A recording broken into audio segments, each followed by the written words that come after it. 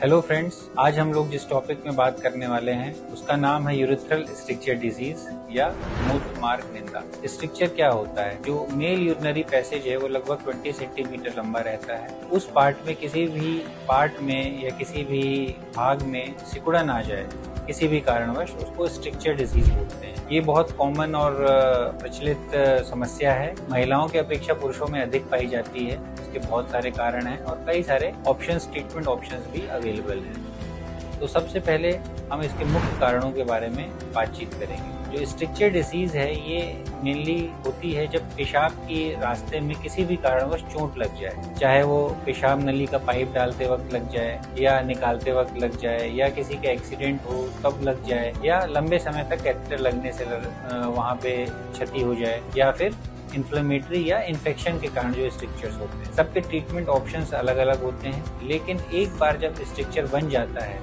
तो जो पेशेंट या मरीज है उसको लक्षण क्या आते हैं?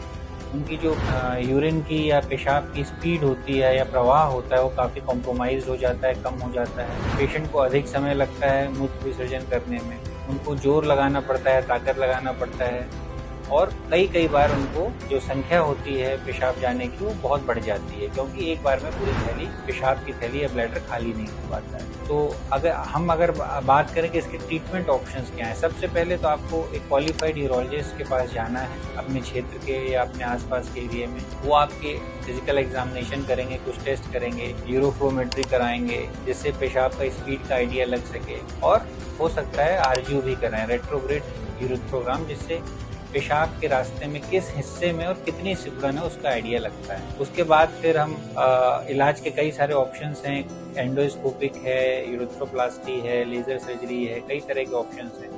अगर स्ट्रिक्चर छोटा है, सॉफ्ट स्ट्रिक्चर है, तो सामान्य तौर पे OIU या ऑप्टिकल इंटरनल यूरेथ्रोटोमी का पेशेंट को ऑप्शन दिया जाता है। हालांकि इसमें रिकरेंस रेट थोड़ा सा अधिक है। ये एकदम सिंपल स्ट्रक्चर है, सॉफ्ट स्ट्रक्चर है, उसी के लिए ऑप्शन वायबल है।